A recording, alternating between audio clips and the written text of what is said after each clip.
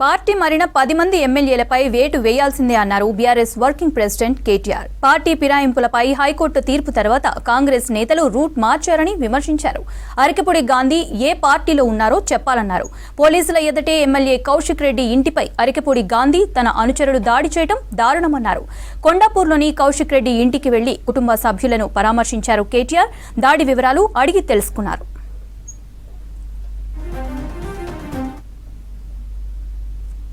హైకోర్టును బేఖాతరు చేస్తూ సుప్రీంకోర్టు తీర్పును బేఖాతరు చేస్తూ రాజ్యాంగ విలువలకు, అసెంబ్లీ సాంప్రదాయాలకు, పార్లమెంటరీ పద్ధతులకు అన్నిటికీ తిలోదకాలిస్తూ ఇదేం పద్ధతి, అసలు ఆయన ఏ పార్టీలో ఉన్నాడు అని మా వాళ్ళు అడిగినారు.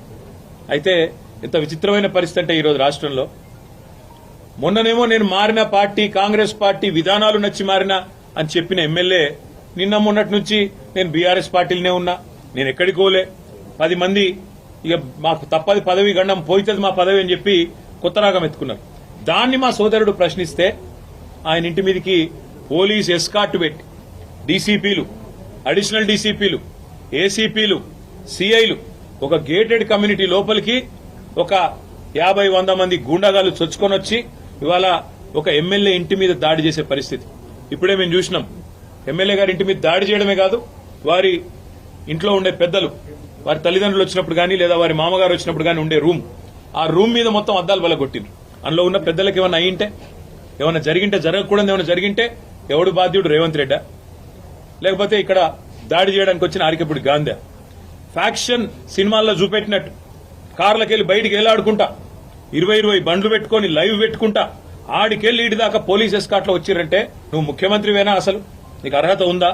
ఇవాళ హైదరాబాద్ లో నడి వీధిలో ఈ రకమైన గూండాగిరి చేస్తే రేపు జరగకూడదు ఏమైనా జరిగితే ఎవడు బాధ్యుడు? నువ్వా? నీ ప్రభుత్వమా? నీ డీజీపా? ఎవరు తీసుకుంటారని నేను అడుగుతా ఉన్నా. ఇంత దుర్మార్గమా? నీకు కనీసం హైదరాబాద్ లో లా అండ్ ఆర్డర్ కంట్రోల్ చేసే ముఖం లేదు. పేపర్లు రాస్తున్నాయి, మన ఆంధ్రజ్యోతి రాసింది 30 రోజుల్లో 28 మర్డర్లు. ఈనాడు రాస్తుంది ఈ నగరానికి ఏమైంది అని. అదేమి చేతగాదు చేసేది. హోంమంత్రి ఉన్నడో లేడో ఎవరికి తెలియదు, ముఖ్యమంత్రి ఎక్కడున్నాడో ఎవరికి తెలియదు. ఢిల్లీకి ఎక్కే విమానం దిగే విమానం అన్నట్టు 22 సార్లు ఎక్కడూ దిగుడు తప్ప పీకిందేమీ లేదు. కనీసం హైదరాబాద్ లో శాంతి భద్రతలను కంట్రోల్ చేయలేని దౌర్భాగ్యపు ముఖ్యమంత్రి ఇవాళ ఒక ఎమ్మెల్యే ఇంటి మీదికి మాత్రం గూండాలను పోలీసులు ఎస్కాటిచ్చి పంపిన ఒక దౌర్భాగ్యపు చరిత్రహీన ముఖ్యమంత్రిగా రేవంత్ రెడ్డి మిగిలిపోతాడు. నేను అడుగుతా ఉన్నా మా కౌశిక్ రెడ్డి అడిగిన ప్రశ్ననే, ఏ పార్టీలో ఉన్నావు గాంధీ?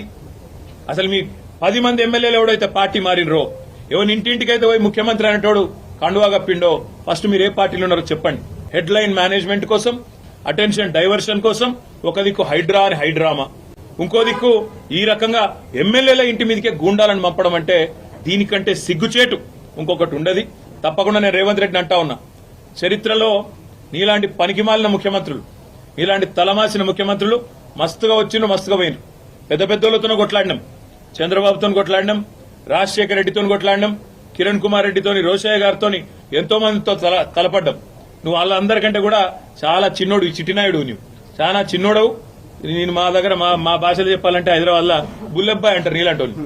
ఇలాంటి బుల్లబ్బాయిలు చిట్టినాయుడులను చాలా మందిని చూసినాం. ఏం ఫరక్ పడేది కూడా ఏం లేదు, ఏం ఇంటికి కూడా వీకలేవు. కానీ ఏదో పైశాచిక ఆనందం 4 రోజులు.